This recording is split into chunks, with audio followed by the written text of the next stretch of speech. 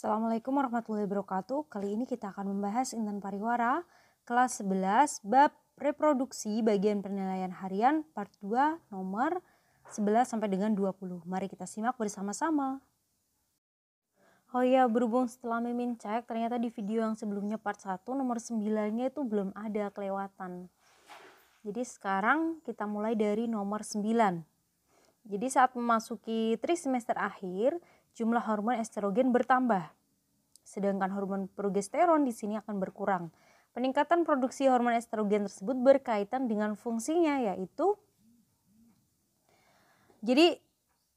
fungsinya estrogen itu adalah merangsang uterus atau rahim untuk berkontraksi.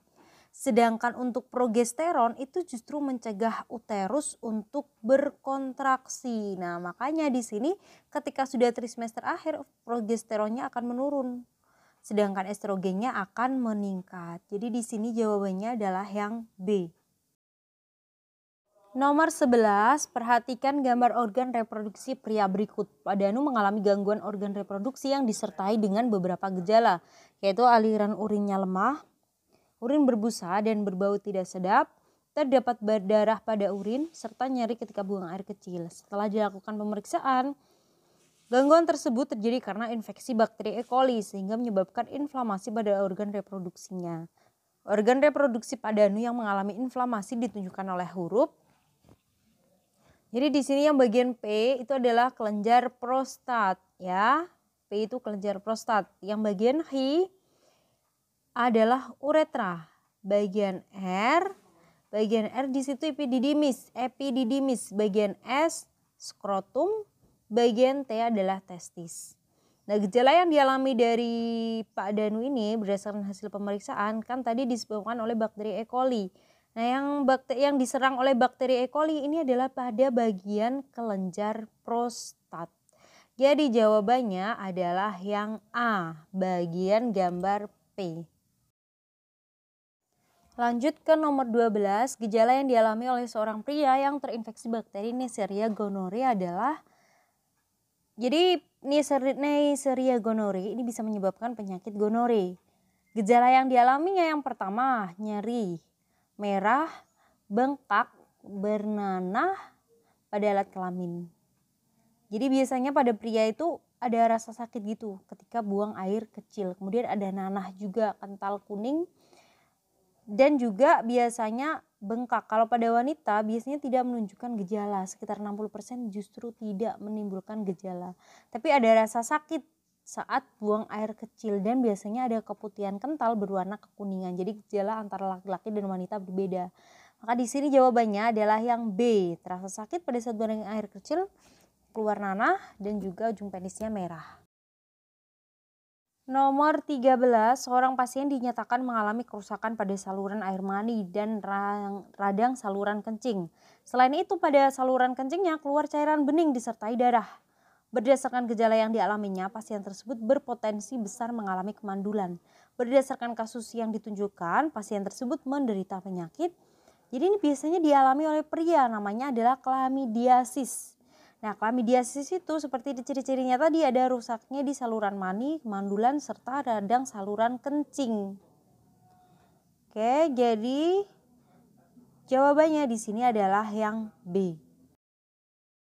Nomor 14, Risna mengalami gangguan pada saat haid dengan gejala rasa nyeri yang sangat parah pada saat menstruasi dan terjadi pendarahan abnormal.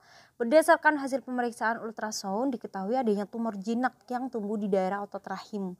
Berdasarkan gejala dan hasil pemeriksaan tersebut, nama penyakit dan kemungkinan penyebabnya adalah, jadi di sini nama penyakitnya adalah mioma.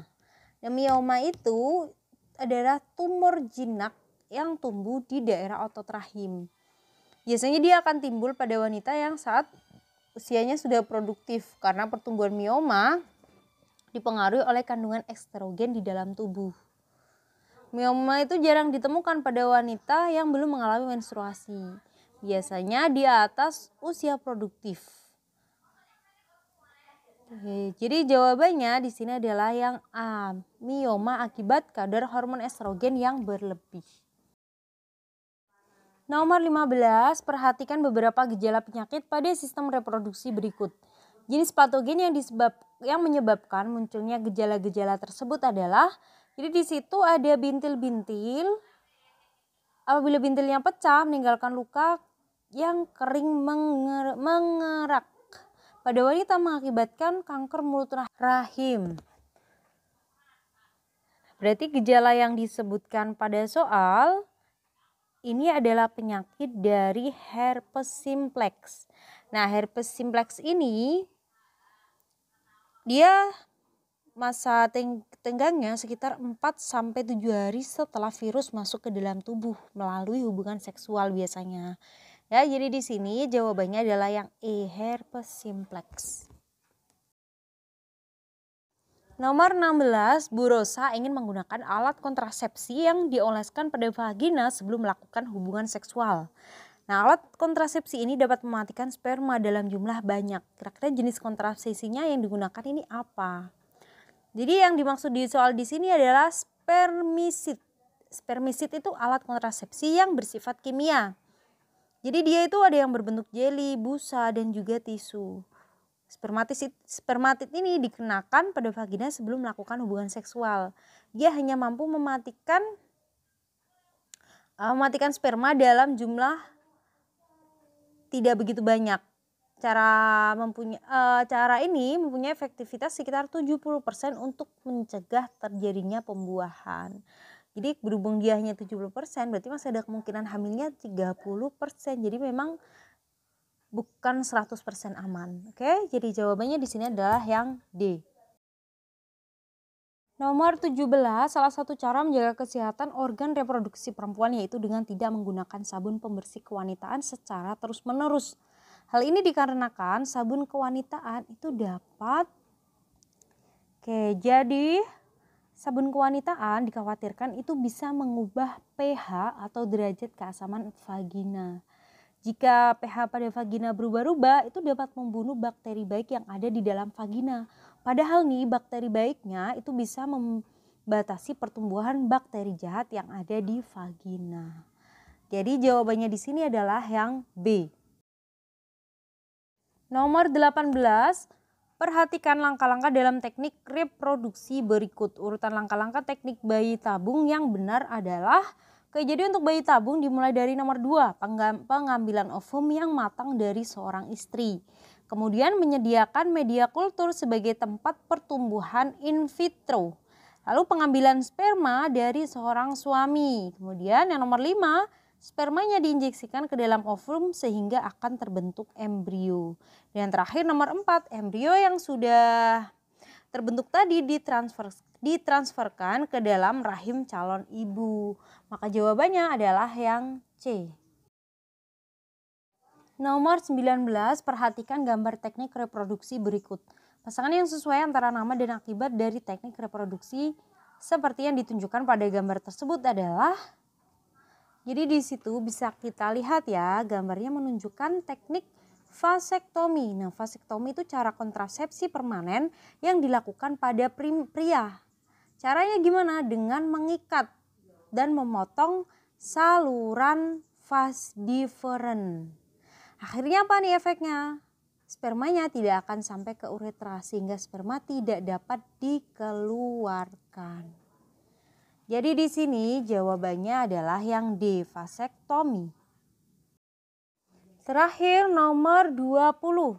Angka kelahiran di Indonesia yang terus meningkat menyebabkan pertambahan penduduk yang tidak terkendali. Hal tersebut mengakibatkan adanya masalah kependudukan. Salah satu upaya dalam mengatasi masalah tersebut adalah dengan melaksanakan program KB. Nah, dampak positif dari penerapan program KB tersebut adalah, jadi program KB itu memiliki beberapa dampak positif. Contohnya di sini adalah yang pertama, meningkatkan kesejahteraan ibu dan anak, serta mewujudkan keluarga kecil yang bahagia, sejahtera melalui pengendalian kelahiran dan pengendalian pertumbuhan penduduk. Kemudian yang kedua, terciptanya penduduk yang berkualitas sumber daya manusia yang lebih bermutu dan meningkatkan kesejahteraan keluarga. Maka di sini jawabannya adalah yang C. Sekian pembahasan kita kali ini, semoga bermanfaat. Terima kasih. Wassalamualaikum warahmatullahi wabarakatuh.